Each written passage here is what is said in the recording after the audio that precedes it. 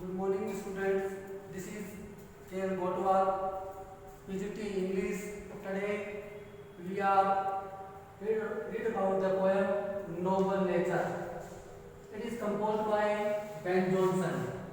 Ben Jonson British poet है, well known poet है और हास्य रचना के लिए भी प्रसिद्ध है। बेन जॉनसन की जो मुख्य हास्य कृति है the silent woman. Silent woman जो है बेन जॉनसन की मुख्य कृति है, the silent woman. Silent woman Ben Jonson के द्वारा प्रसिद्ध एक हास्य रचना है। बेन जॉनसन ने जो है हमारे 12th के सिलेबस में जो आपकी फर्स्ट बुक है रेनबो बुक की जो फर्स्ट पोएम है वो है नोबल नेचर। नोबल नेचर जिसका शाब्दिक अर्थ है उत्तम स्वभाव। उत्तम स्वभाव से मतलब ये है कि बेन जॉनसन इस कविता के माध्यम से हमें ये बताना चाहता है कि एक व्यक्ति जो ह्यूमन बीइंग है, ह्यूमन बीइंग के बारे में बेन जॉनसन ये कहना चाहता है कि ह्यूमन बीइंग का जो कार्य है वो उत्तम होना चाहिए, उसका स्वभाव उत्तम होना चाहिए और उत्तम स्वभाव के लिए या अच्छे कार्य के लिए या यूं कहें जिस व्यक्ति का अच्छा वर्च्यूज होता है, अच्छा हीरोइक डीड्स होती है, वो व्यक्ति ही ग्रेट माना जाता है, महान माना जाता है। तो this poem is a lyric, this poem is a lyric. ये कविता एक लिरिक है which is composed by Ben Jonson. Ben Jonson के द्वारा ये रचित है। और what do mean by lyric? Lyric से क्या तात्पर्य है? लिरिक मतलब सॉन्ग, एक प्रकार का सॉन्ग है। तो ये कविता जो है बेन जॉनसन के द्वारा रचित है, नोबल नेचर। और इस कविता के माध्यम से पोइट हमें क्या कहना चाहता है वो हम इस पोएम को जो है पढ़कर देखते हैं। It is not growing like a tree. It is not growing like a tree. In blood a dog madman better be. Or standing long and oak 300 years to fall a log at last dry blood and sear. Sear. ये first stanza है। इसके बाद इस poem का एक और stanza है। तो there are 2 stanzas in this poem. Second stanza है a lily of a day is fair far in May although it fall and die that night it was the plant and flower of life. It was the plant and flower of life in small portion we just beauty see. In small portion we just beauty see and in short measure life may perfect be. कहने का मतलब ये है ये poem Ben Jonson के द्वारा रचित है। अब हम इस पोएम का जो है प्रत्येक वर्ड का अर्थ देखते हैं और इसका भाव समझते हैं।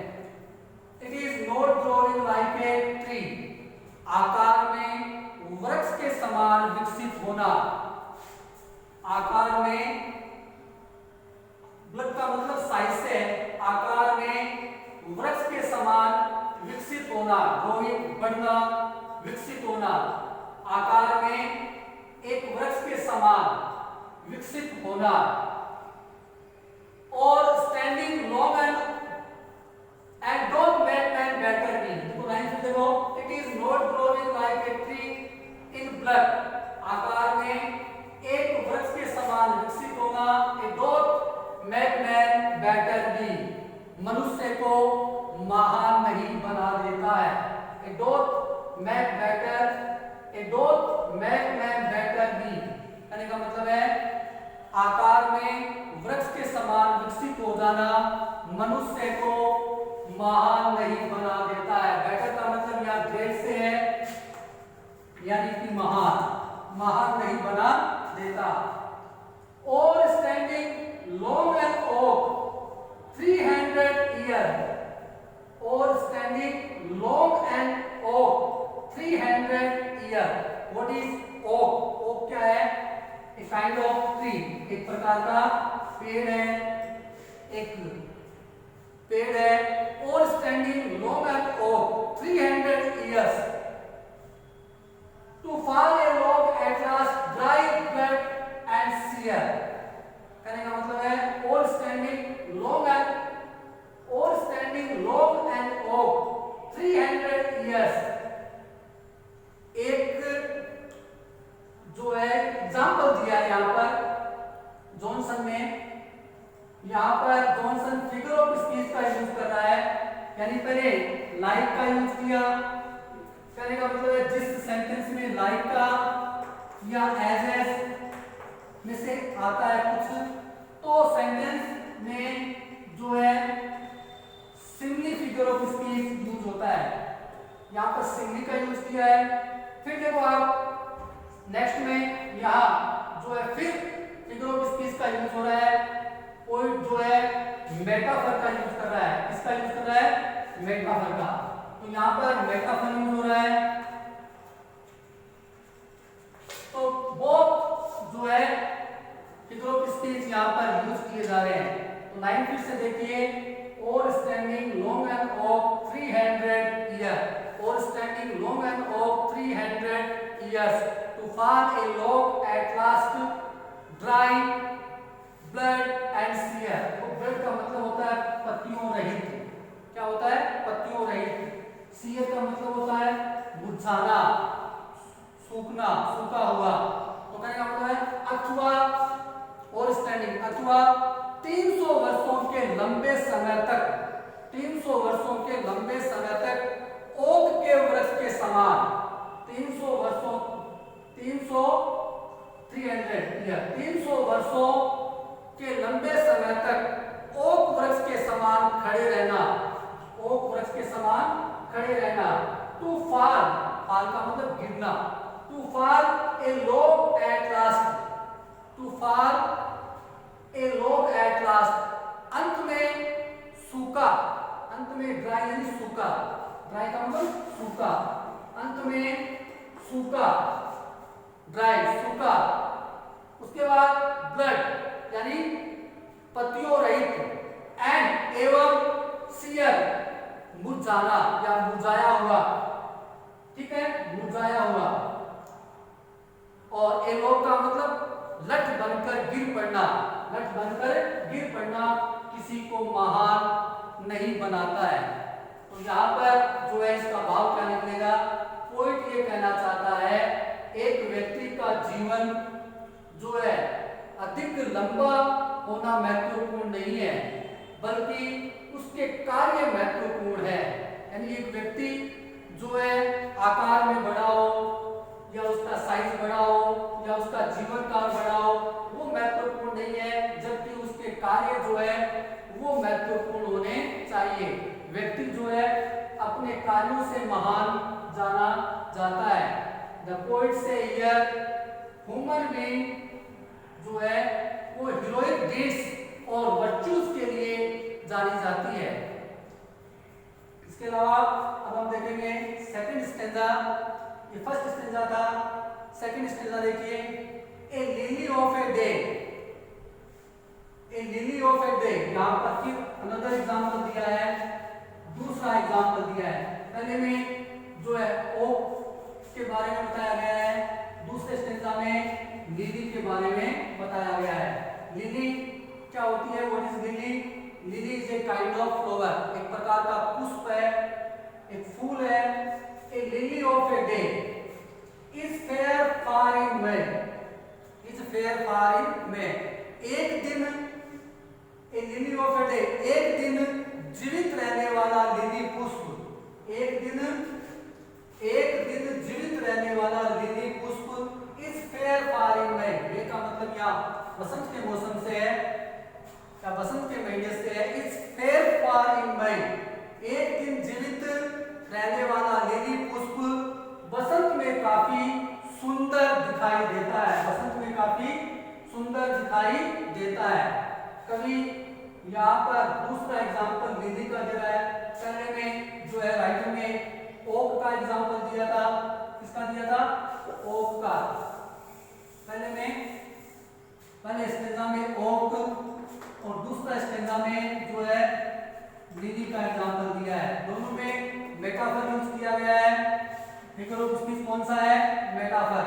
ए lily of a day is fair for in May, एक दिन जीवित रहने वाला लिली पुष्प बसंत में काफी सुंदर दिखाई देता है।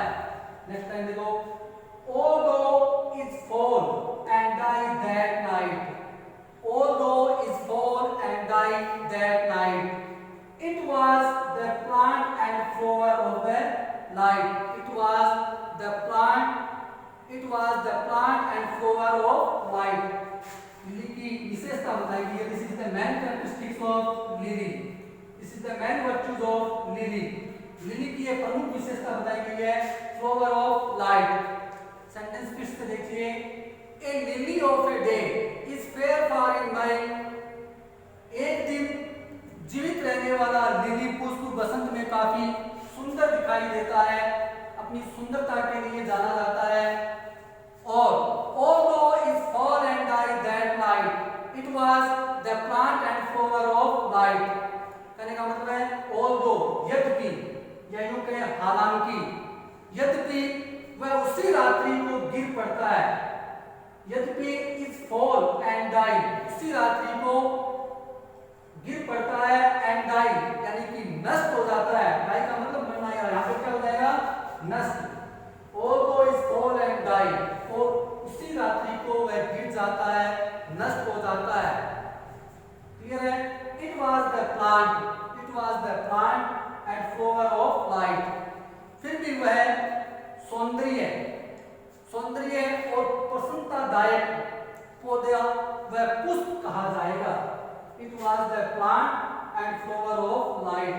फिर भी लिली क्या कहा जाएगा, फिर भी वह सौंदर्य एवं खुशी देने वाला या प्रसन्नतादायक पौधा वह पुष्प कहा जाएगा। क्यों कहा जाएगा, क्योंकि लिली जो है एक दिन का जीवन काल होने के पश्चात भी अपनी सुंदरता के लिए जाना जाता है।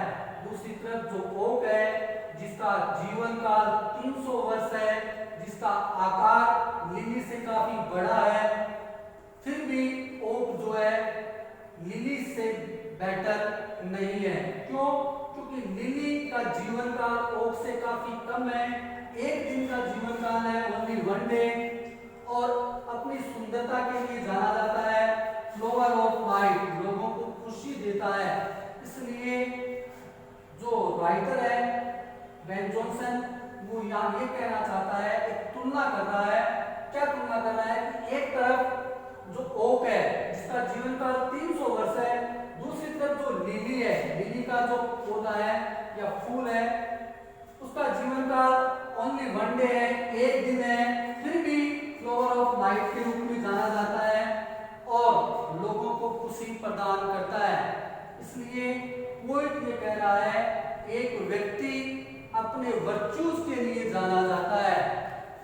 ह्यूमन बीइंग जो है वो उसमें हीरोइक डीड्स होनी चाहिए, अच्छे वर्च्यूज होने चाहिए, तभी उसका जीवन महत्वपूर्ण है, तभी उसका जीवन ग्रेट है। ये भाव जो है इस पोएम के यहाँ पर पोएट बता रहा है। इसके अलावा ये 2 स्टेंजा, अब इसकी अंतिम जो 2 लाइनें हैं, उन 2 लाइनों में इसकी मुख्य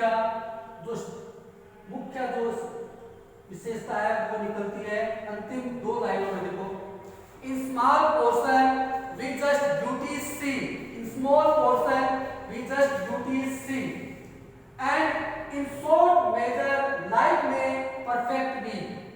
बेन जॉनसन क्या कहना चाहता है, इन स्मॉल पोर्शन का मतलब यहाँ अनुपात से है, we just beauty see, and in short measure life में परफेक्ट बी।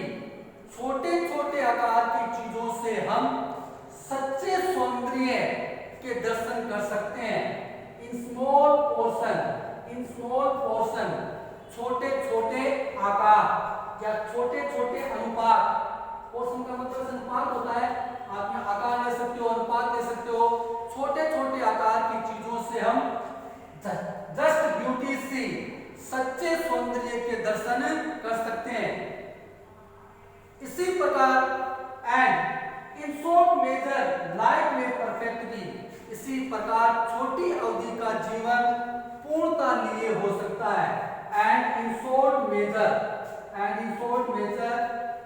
लाइफ में परफेक्टली, छोटी शॉर्ट का मतलब छोटा, छोटी मेजर का मतलब माप से है यानी अवधि, छोटी अवधि का जीवन जो है वो पूर्णता लिए हो सकता है। तो ये बेन जॉनसन के द्वारा रचित एक छोटा लिरिक है, एक छोटी पोएम है। बेन जॉनसन जो है ब्रिटिश पोइट है जिनकी मुख्य रचना द साइलेंट वुमन है। और इस पोएम के माध्यम से बेन जॉनसन जो है ये बताना चाहता है कि ह्यूमन बीइंग जो है वो अपने अच्छे कार्यों के लिए ही जाना जाता है। व्यक्ति का जीवन महत्वपूर्ण तभी माना जाएगा जब उस व्यक्ति के कार्य अच्छे हों, उसके भाव अच्छे हों, और आकार में या जीवन में बड़ा होना महत्वपूर्ण नहीं है। आपका जीवन आकार सीमित हो सकता है, लेकिन यदि आप में हीरोइक डीड्स हैं, अच्छे वर्च्यूज हैं, तो आपका जीवन लिली की भांति महत्वपूर्ण है। तो ये जो है पोइट इस पोएम के माध्यम से बताना चाहता है। अब बात करते हैं हम इसकी राइम स्कीम की। राइम स्कीम देखिए आप पोएम की कैसे है। राइम स्कीम कई बार पूछ लेते हैं पोएम की। राइम स्कीम में आप देखिए सबसे पहले हम इसका प्रोनाउंसिएशन देखेंगे। जो अंतिम वर्ड है उसका प्रोनाउंसिएशन देखो, it is not growing like a tree, यहाँ पर ट्री आ रहा है। नेक्स्ट में in black a dog make man better be, तो बी और ट्री दोनों का प्रोनाउंसिएशन जो है में सेम मिल रहा है। तो हम इसमें जो है यहाँ पर राइम स्कीम्स को देते हैं ए। उसके बाद अगर हम आगे देखते हैं तो देखिए और standing long and oak 300 year, यहाँ पर लास्ट में ईयर, लास्ट में क्या आया ईयर, 300 ईयर, तो आर आ गया ईयर। उसके बाद to far a long at last dry and sere, यहाँ सीयर है, तो इसके बाद देखो year sere, both pronunciation are same. और standing long at oak 300 year, to fall a log at last dry blood and sere, sere shear year, बहुत same है। तो यहाँ पर जो है अलग प्रोनाउंसिएशन आ गया, इसको ए दी तो हम इसको देंगे बी, क्या हो जाएगी ए बी। यहाँ पर ए बी आ गया, सॉरी ट्री बेटर, यहाँ पर ए और फिर ए ट्री बेटर, दोनों में ए आ गया। उसके बाद ईयर सीयर, तो यहाँ पर बी और फिर सीयर सेम है तो बी।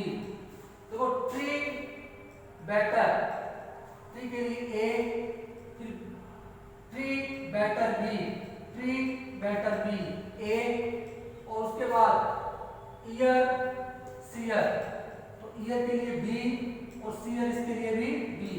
तो पहले स्टेंजा में राइम्स की बात हो गई ए बी बी। उसके बाद हम सेकंड स्टेंजा देखते हैं। सेकंड स्टेंजा में देखो a lily of a day, lily of a day is fair far in May, देखो डे और मे दोनों बहुत सेम मिल रही है, अलग प्रोनाउंसिएशन है। यहाँ भी आ गया सी सी, तो यहाँ लिखोगे सी सी, डे में तो सी सी, क्लियर है सी सी। नेक्स्ट लाइन देखो although is far and by that night, यहाँ पर नाइट है।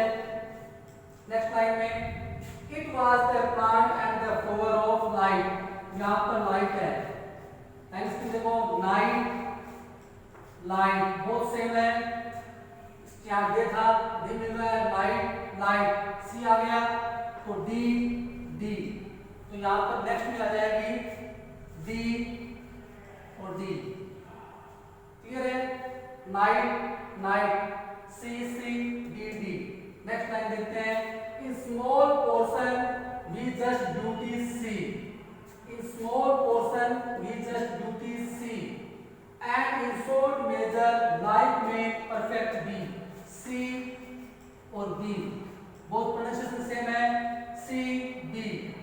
यहाँ पर पहले देखो आप ट्री बी सेम आया, सी बी, इसका मतलब उसको भी हम ए देंगे क्योंकि बहुत सेम है ना। ट्री बी सी बी, तो वापिस ए दोनों में क्या देंगे, ए। तो राइम स्ट्रिंग क्या हो गई, A B sorry A B B C C D D A. First stanza जो है A B C C D D A, ये राइम स्ट्रिंग जो है इस पोएम की है, इसे ध्यान रखना है, कई बार राइम स्ट्रिंग भी पूछते हैं। अब देखो अपने सिलेबस में जो है किस प्रकार से प्रश्न पूछते हैं। आपको जो स्टेंजा दिया जाएगा, स्टेंजा के नीचे कुछ प्रश्न होंगे, दोनों में से कोई भी स्टेंजा आ सकता है, दोनों महत्वपूर्ण है, और दोनों स्टेंजा के नीचे जो है क्वेश्चन दिए होते हैं, लगभग 3-4 क्वेश्चन जो है दिए होते हैं। इसके अलावा पोएम से अन्य प्रश्न भी जो है पूछे जाते हैं, पोएम से प्रश्न पूछते हैं और प्रश्न जो है पोएम से किस प्रकार से आ सकते हैं, वो प्रश्न आपके होमवर्क के लिए विशेष रूप से आपको उन्हें जो है याद करना है। तो पहला प्रश्न यदि हम देखते हैं वो क्या है, फर्स्ट प्रश्न जो है वो आप लिखिए। फर्स्ट प्रश्न है, what is the qualities of lily? What is the qualities of lily? Lily की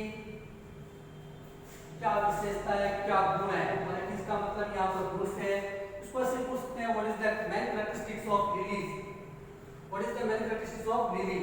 या इसको ऐसे पूछ सकते हैं, mention the qualities of lily. Lily की जो है गुण है उनको मेंशन कीजिए, उनको उल्लेखित कीजिए। इस प्रकार से प्रश्न पूछ सकते हैं। तो लिली का यहाँ पर आया है fair for in May, clear है, lily of a day is fair far in May, although it fall and die that night. It was the plant and flower of light. ये जो एक पौधा है flower of light के लिए जाना जाता है। इसके अलावा और भी इसमें प्रश्न निकल सकते हैं। दूसरा जो प्रश्न है वो है how is lily better than an oak? How is lily better than an oak? Lily जो है ओक से बेटर कैसे है, ओक से बेटर लिली कैसे है? How is lily better than an oak? Lily जो है ओक से बेटर कैसे? ये दो महत्वपूर्ण क्वेश्चन जो है इस पोएम के हैं। तो विशेष रूप से इस पोएम को लर्न करना है। एक बार आप फिर इसकी थर्ड रीडिंग देख लीजिए, क्योंकि पोएम की विशेष रूप से 3 रीडिंग कंपलसरी है। It is not growing like a tree. It is not growing like a tree. In blood, a doth make man better be. Or standing long an oak, 300 years, to fall a log at last dry. A lily of a day is fair far in May, although is fall and die that night. It was the plant and flower of light. इसे जानना, it was the plant and flower of light. In small portion we just beauty see, and in short measure light may perfect be. तो ये poem आपके syllabus की first poem है, rainbow book से है और वैन बुक्सन के द्वारा रचित है. This poem is composed by Ben Jonson. Noble Nature is composed by Ben Jonson. Ben Jonson जो है एक ब्रिटिश पोइट है और हास्य रचना के लिए भी जाने जाते हैं. द साइलेंट वुमन इनकी मोस्ट कृति है. बेन जॉनसन एक उच्च कोटि के एक्टर भी थे. Ben Jonson is not only A poet but also a actor. Ben Jonson जो है एक उच्च कोटि के कवि के साथ साथ एक अच्छे एक्टर भी थे और इस पोएम के माध्यम से बेन जॉनसन ह्यूमन बीइंग को एक संदेश देना चाहता है. What is the main message of this poem? इस पोएम का मुख्य संदेश क्या है? बेन जॉनसन ये कहना चाहता है एक व्यक्ति का जीवन काल जो है लंबा होना महत्वपूर्ण नहीं है, बल्कि व्यक्ति का जीवन जो है वो उसके अच्छे कार्यों के लिए जाना जाना जरूरी है. उसमें अच्छे हीरोइक डीड्स होने चाहिए. एक व्यक्ति में एक अच्छे वर्च्यूज होने चाहिए. अच्छे गुणों के लिए और अच्छे कार्यों के लिए एक व्यक्ति जाना जाता है. इसके लिए बेन जॉनसन ने यहाँ दो एग्जाम्पल दिए हैं.